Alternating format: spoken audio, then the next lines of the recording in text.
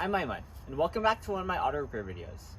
In today's video, I'm going to show you how to remove the AC compressor from a Honda Insight Generation 2, which applies to 2009 to 2013 models. So this video is a bit different than a usual compressor replacement because you don't have to remove the radiator and condenser in order to access the compressor. The reason that we did that is because, like I said, this is part of a series of replacing components. If you want to replace this without having to take out the condenser, which is the second step, and in order to take out the condenser you have to take out the radiator, then you can watch my other video on Oscar's car where we take out the compressor without removing the radiator and condenser. But that being said, we're just going to get right into the replacement now that we have the radiator and condenser already off. So the first thing that we need to do is we need to take off the serpentine belt. So we're just going to release the tensioner and take it out. Okay, so now what we're going to do is we're going to look at what we need to remove, what bolts we need to remove in order to take out the compressor. And there are 4 main bolts which secure the compressor, which I will show you in a bit, but you can see them right now. But we also need to remove the hoses that are connected to the compressor as well. So there are 2 bolts holding down these lines. There's one here, the one I showed you that I broke earlier, or no, my dad broke earlier. And while we're here, I guess I should mention, yeah, this is why my dad doesn't want to work on other people's cars, because if he ends up breaking a bolt, they're going to be like, oh, well, if you broke the bolt, then you need to replace it. And so that's why he likes working with people like Uncle An, who understand that when you're working with old cars that can be rusty, things like this can be a casualty of that job. But I'm sure that Nafis can't complain. He's already gone without AC for like a year. So, you know, we'll just end up replacing the hose and the bolt, and we should be good to go. Not that big of a deal. We'll just take this out. Look at it. And we're going to need a number 10 10mm socket to remove this one. But are we able to just remove this? There we go. And so you can see I pulled that out. There's no threading actually on this line. So if you do end up breaking the bolt, you'll see that it'll stick out, the threads. But it won't be hard to remove this part because there's nothing actually keeping it in. So we're going to set this aside. We actually don't need to keep this because it's broken. And we're going to end up replacing this. And don't worry about that bolt sticking out because, you know, we're going to replace the compressor. Okay, this one's a bit at an angle, not ideal. And I showed in my other video a different way to remove it using an extension. But as long as you can get a good angle to remove it, that's all you need. And this is what I'm talking about. Actually, in that other video that I did, this was sort of the exact setup that I used. It has, okay, well, this is not the exact setup I used. Well, it has a 10mm socket, obviously, but in that video we had a wobble at the end. This one just has an extension. And this is just to avoid it getting interfered with the line.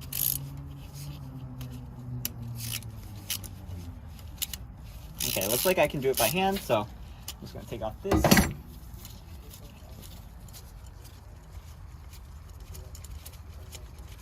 And this is what the bolt looks like when we take it off. Set that aside. Just in case your new compressor doesn't come with bolts, but it probably will. If it doesn't, that would be an issue for this one. We might have to replace that bolt. So it doesn't, probably, my dad was shaking his head. It probably doesn't come with new bolts. So if you do end up breaking a bolt, you might want to find a replacement bolt for that line. But now we can take out the hose. All right, and now we're gonna just tuck it up here so it doesn't get in our way. You know, it could or either could not come with a bolt, so just make sure that you keep that bolt just in case. But before we continue, we're going to disconnect this cable, and that looks like, is this one that you need a screwdriver for? Let me turn it around. Nope, you just push on it to release it.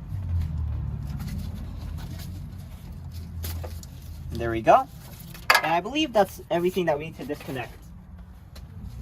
Okay, and so the last thing we need to do, hopefully the last thing we need to do, is there are 4 bolts, 4 very long, very thick bolts that we need to remove that are holding the compressor in. One here, and we have to go to the bottom to see the other 2.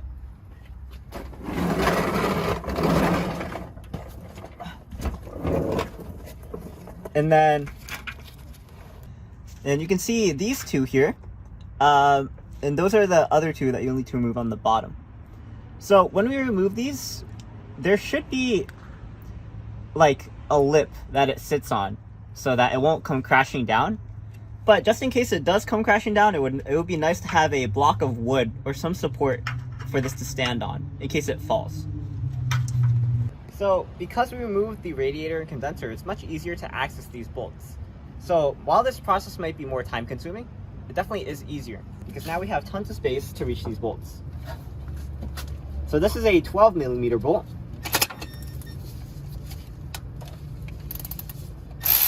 And we're going to remove the top first because it seems like that would be easiest. And as you can see, that's what the bolt looks like. So it would be good to keep the bolts in so that when we loosen all 4 bolts, it doesn't just fall down. So we're going to loosen this one, but we're not going to take it out entirely.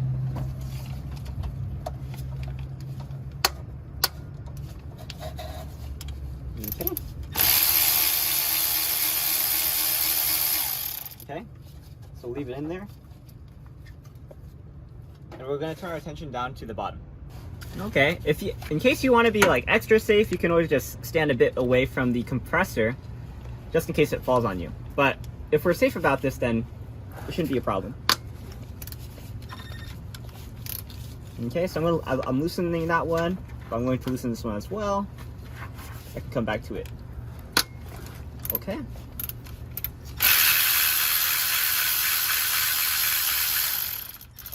All right. Same bolt. Okay, my dad just fact checked me. He said they will never come with that bolt because it would be too expensive for them.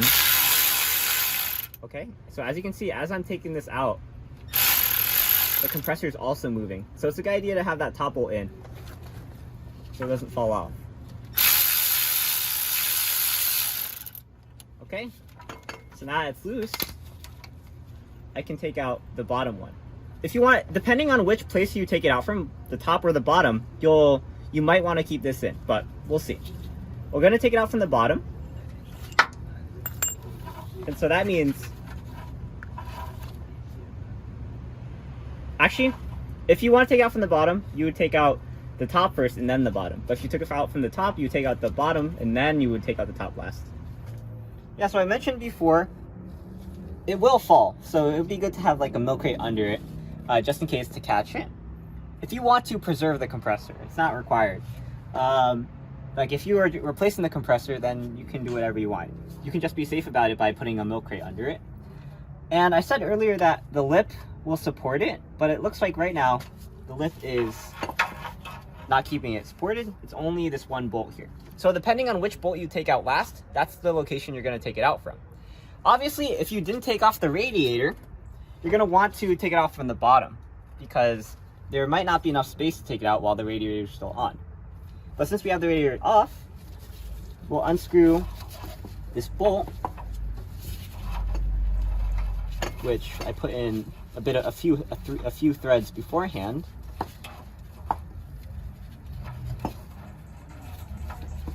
I'll need to straighten this. Okay, and so now it's loose. So now I can rest it on there, put the bolt away, and lift it out. Whew. So this is the compressor for Nafis's car. Doesn't sound like it has any obvious flaws in it. And as you can see, it looks pretty good. So in case it was hard to follow, the lip I was talking about earlier is right here. So that one seems like it would be less of a support and more of an alignment thing. And I think that's what I said in my original video, but maybe I got lost in translation. So when you take out the compressor, it's important to keep one of the bolts in because that's going to be your only point of support for the compressor. Okay, so I think that was pretty much all the removal video. I'm Aiman, and today I showed you how to remove the compressor for a 2009 to 2013 Generation 2 Honda Insight. In the next video, we're going to be doing a replacement with a new compressor. So be sure to check out that video because there are some other procedures that you're going to need with the new compressor, like you're going to have to add oil inside of it. So go check that out and I'll see you there. If you're interested, go also check out my videos that I did before on removing the radiator and the condenser. And I'll see you there. But for now, I'm Aiman and signing out. Peace.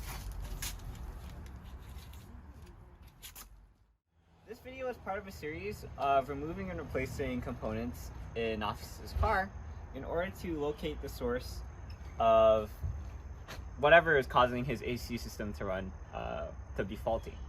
Because I said in one of my diagnosis videos, it could be the compressor, it could be the condenser, it could be, the evaporator all the way in the dashboard, or there could be a leak all around one of the pipes. And it appears that we found the source of the leak, which is this broken, what can you call it, a tab that is used to secure the high pressure hose to the condenser. Oh, that's dripping. It goes in here and secures right there. And the reason that would be a problem is because this is high pressure gas coming in, and it's not being held in securely because of this breakage. And so we think that this could be where the leak is happening in the system. And my dad was so excited that he found the source of the leak that he wanted to take it out he wanted to take the hose out from the compressor in order to show my mom. In the process of taking it out, he actually broke this bolt that is necessary to remove the compressor. So if you want to see us actually take out that bolt, I do have a separate video of taking out the compressor on my brother Asfa's car, which is a similar model. It's actually the same model, but a year earlier from Nafis. So go check that out if you're interested. But when you replace the compressor, and we're replacing the compressor because we're trying to brute force this entire replacement, you also have to make sure that you replace the dryer on the condenser, for warranty reasons.